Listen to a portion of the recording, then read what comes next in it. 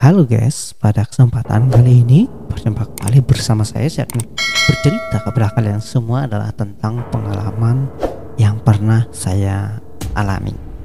Jadi pada waktu itu saya di Batu Malang, ya kan, saya anak merantau. Waktu itu saya merantau. Nah, waktu itu saya tinggal di satu asrama laki-laki seperti itu. Nah, kita menjalani selama sebulan, 2 bulan seperti itu, kita biasa aja. Tetapi pada satu waktu seperti itu, kebetulan saya pikir itu kan, tentu kita nyapu kan di dalam satu ruangan itu kita menyapu. Nah, pada saat saya menyapu pada pagi hari itu karena kita piket, nah saya itu dibingungkan dengan awalnya sih biasa aja gitu, cuma lama-lama nih rambut panjang ada di bawah tempat tidur. Jadi waktu itu ada yang ranjang, ada yang kasur biasa, yang kasur bawah, kasur lantai seperti itu. Nah, kebetulan saya tidurnya di kasur lantai.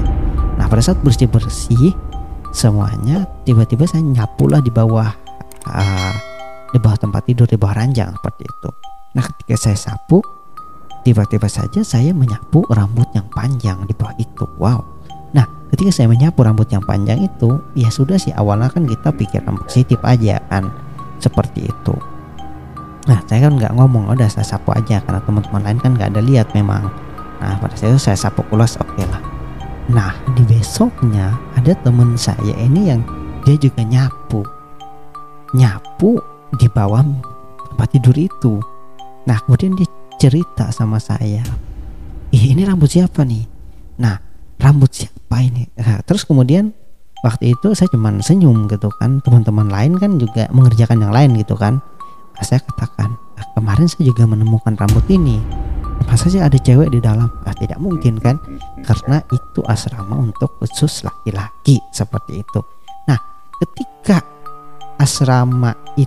dia nyapu seperti itu, ya dia sapu itu selang beberapa hari, bahkan lama lah seperti itu, lama sekali hal ini kejadian. Bahkan teman-teman lain juga sampai gencar, bergempar, siapa ini pelakunya. Ternyata tidak ada pelakunya, bahkan tidak ada kita yang pesen cewek, yang nggak ada sama sekali seperti itu. Kita memang konotasinya ya laki-laki, asrama laki-laki di sana. Nah, sekali waktu giliran teman saya nih nyapu nih, ya udah kita kan biasa aja. Nah, tapi hal lain juga aneh sering terjadi pada saat itu. Ada yang kesurupan lah dan sebagainya. Cuman ketika kesurupan itu dikasih tahu sih sama mereka, di sana ada makhluknya seperti itu. Nah, ketika ngomong ada makhluknya di sana, saya sangat kaget juga gitu kan, bahwa di sana ada makhluknya. Nah, kemudian terakhir itu saya tak ambil kan rambutnya. Nah, teman saya ini nyapu, lihat ada yang panjang banget, itu 1,5 meter waktu itu panjangnya. Itu setengah meter, ya 1,5 meter, panjang sekali waktu itu. Nah, saya salah fokus di rambut yang satu itu. Oke, waktu itu saya simpanlah rambut ini. Kemudian di tempat tidur lantai kan kepala arah dinding seperti itu. Nah, saya tempel aja pakai solasi waktu itu di atas tempat tidur saya seperti itu, di atas dinding. Teman-teman lain pada ketawa, ngapain kamu simpan rambut yang begitu, buang aja. Kata saya, enggak apa-apa, saya suka aja gitu kan lihat rambut panjang gitu, seperti itu. Nah, sontak ketika siangnya saya tempel, malamnya saya tidur, ya kan. Nah, ketika saya tidur, di sanalah titik temunya nih sama ini makhluk gitu kan. Nah, ketika udah titik temunya sama makhluk ini nih paling lucu di sini, saya benar-benar waktu itu oke lah dising gitu. Artinya apa ya? Waktu saat itu dia duduk di atas perut saya seperti itu. Wow, ngeri juga ya kan. Nah, waktu itu saya kaget, siapa teman yang iseng gitu kan, karena waktu itu saya seperti tidur, intinya apa, tindihan lah ya, bahasa Indonesianya tuh tindihan. Itu tindihan. Dalam hati saya, ini siapa nih temen yang iseng gitu kan, masa begini. Nah tapi itu beda, dia semuanya tuh gelap gitu loh, gelap nggak kelihatan.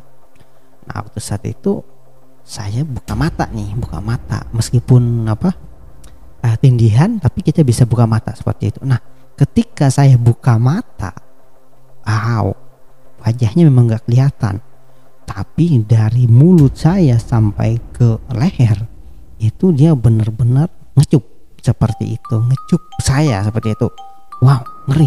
Entah dia mau makan atau apa, cuman ini pada saat itu saya nggak bisa gerak apa-apa. Saya cuman ngomong dalam hati saya, kamu jangan lakukan ini kepada saya orang baik-baik seperti itu. Saya tidak mau sama kamu. Saya ini intinya itu lebih tinggi lah derajatnya daripada kamu seperti itu. Nah ketika saya ngomong seperti itu, spontan dia pergi. Kemudian ketika saya kebangun, tahu nggak kalian jam berapa ketika saya kebangun? Ternyata waktu itu adalah jam 12 malam. Betul, jam 12 malam, pada malam itu tepat di malam Jumat. Dan ketika kebangun, ternyata ketika saya tengok teman-teman di kiri dan kanan saya, semuanya masih ramai, masih ngopi, masih nonton, masih main gitar sebagian seperti itu. Dan teman saya di samping saya ngomong sama saya, kamu kenapa tadi kok kayaknya itu kamu kepengen bangun tapi nggak bisa gitu kan. Udah gitu kan, saya liatin aja, dia bilang gitu. Dia lihat nih saya tuh, dia lihat gitu. Nah lah, oke lah kayak gitu kan. Nah kemudian waktu saat itu terjadi sama saya gitu kan, udah saya kan ngomong nggak apa-apa, saya cuma mau ke kamar kecil gitu kan, saya ngomong. Nah kemudian di besok paginya itu rambut itu saya ambil, saya buang, itu rambut saya buang. Ketika disapu datang lagi rambut yang sepanjang itu, tapi saya nggak berani, memang nggak berani. Lah saya buang, saya ngomong, nih rambutnya saya kembalikan kepada kamu, saya nggak urusan lagi sama kamu, oke. Nah terus berselang lama, nggak lama lah, sekitar 1-2 hari, saya cerita nih sama teman saya yang di sebelah tempat saya tidur. Saya ngomong begini sama dia, waktu malam kamu lihat saya seperti kebangun itu, kamu tahu nggak saya mimpin apa? Saya mimpin ini. Kaget lah dia, serius loh? Iya dong, udah kan gitu. Nah ketika gue ngomong begitu nih sama teman saya ini, dia kaget lah. Wow, tapi dia ketawa juga. Wih, itu kislu yang pertama gitu. Saya yakin kan kita juga asik lah, lucu-lucuan nih, so. Wih gila, kata saya kan, ini nih sing pertama saya itu diambil sama makhluk lain, saya bilang kan gitu sambil kita ketawa gitu kan. Nah ya kita asik lah. Akhirnya lama-lama kita cerita nih, nggak lama lah, kita cerita sama intinya orang asrama lah di sana ya kan, ada orang asrama tuh. Kita cerita lah ke orangnya itu dan kita ngomong gini, kejadian waktu itu menimpa kita, hal-hal begini terjadi.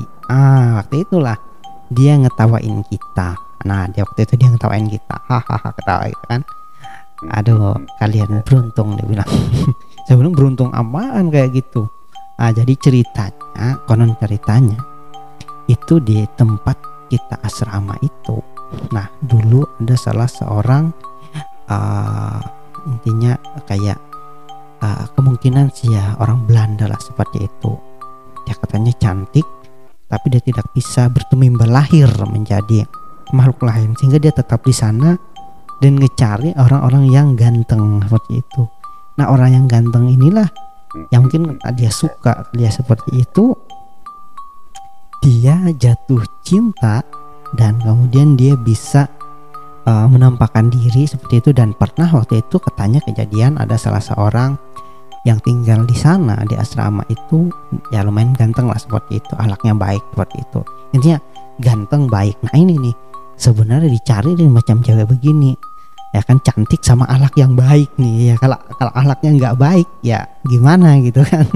Ini udah meskipun hantu tapi dia pun bisa nyari akhlak yang baik sama ganteng seperti itu. Bayangkan jadi hantu aja udah lihat good looking gitu kan, gimana jadi manusia gitu. Nah akhirnya waktu saat itu setelah diceritakan katanya orang ini diganggu, jadi tiap malam dia didatengin, tiap malam tuh orang ini didatengin seperti itu sama ini makhluk gitu kan. Nah kemudian ketika dia datengin sama makhluk ini, laki-laki tahu nggak terpesona, kok ada cewek cantik datang ke sini. Akhirnya ya namanya cowok-cewek gimana gitu kan, bermesraan lah seperti itu kan.